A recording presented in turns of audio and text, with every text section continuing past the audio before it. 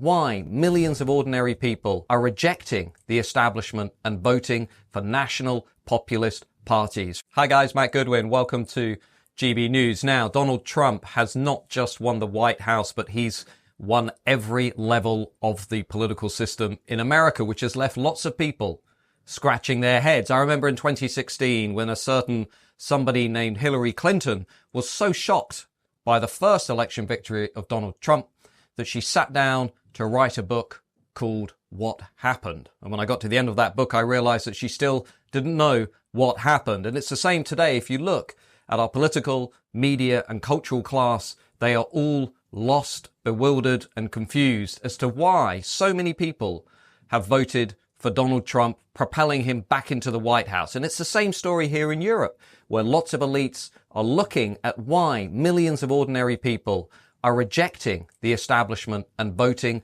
for national populist parties, from Marine Le Pen and Jordan Bardella in France to Giorgia Meloni in Italy to the Sweden Democrats and Geert Wilders in the Netherlands and Nigel Farage and the Reform Party in Britain. Well, the answer is that Western democracies are going through a political realignment. The foundations of politics are now radically and rapidly being reshaped before our eyes. And to make sense of this, you really need to take a step back to make sense of how the foundations of politics in the West are really beginning to change. Because decades ago, politics was really organized around economics, around the left-right divide between those who favored the state and redistribution and those who favored the free markets.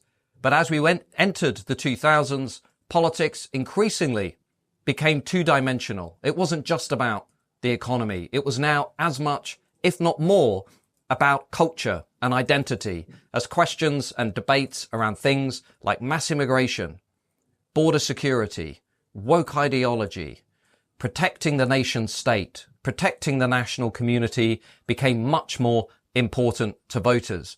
Now, the old parties, the liberal establishment, failed to make sense of this shift. And even worse, they berated, dismissed and insulted millions of voters along the way. They called them bigots. They called them the deplorables.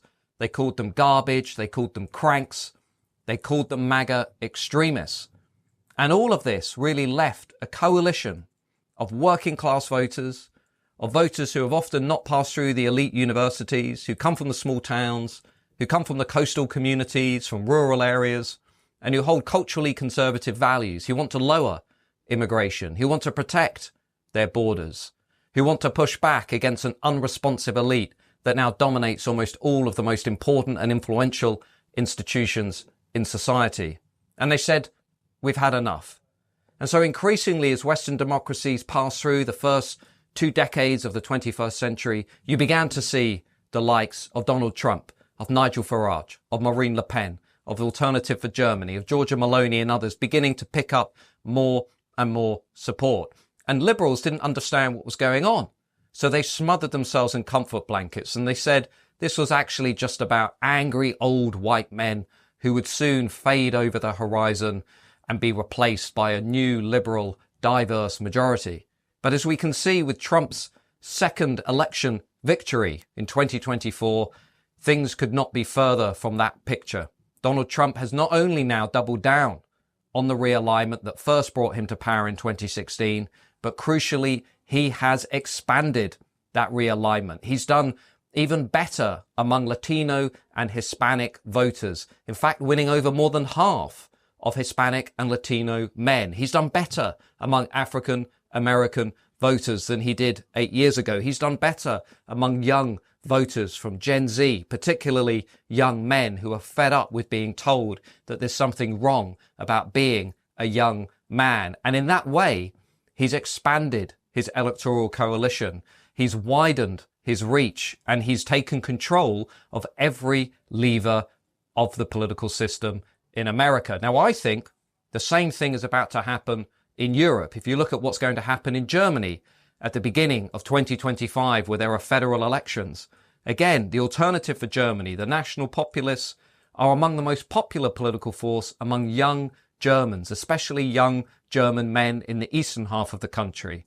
In Italy and France, there is no age divide in support for the likes of Giorgia Meloni and Marine Le Pen. They're drawing as much support from the young as the old. And what all of this is telling us is that while liberals say populism has peaked, or that it's just a refuge for old white men, in reality, this movement has plenty more gas in the tank.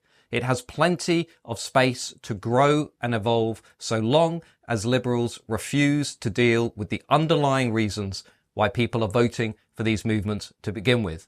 They want less immigration. They want a smaller state.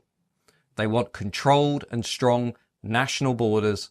And they want a serious pushback against radical woke ideology. They don't want little boys being told that they should become little girls. They don't want little girls being told that they should become little boys. And they don't want to continuously be told by a morally righteous, virtue signaling elite that there's something wrong with coming from the country they love, that there's something to be ashamed of when it comes to their history and traditions, that their nations are institutionally racist, or that they should apologize for being who they are. People have had enough of this. They don't want to repudiate their national culture, their history, and their heritage. They want to embrace and celebrate those things which make them who they are. So make no mistake, the realignment that began in the early 2000s, which is now maturing with the second victory of Donald Trump and the rise of national populists across Europe, is only going to accelerate so long as the liberal establishment continue to refuse to address the reasons why so many people out there are so utterly fed up with the elite consensus that we can see in our failing societies all around us.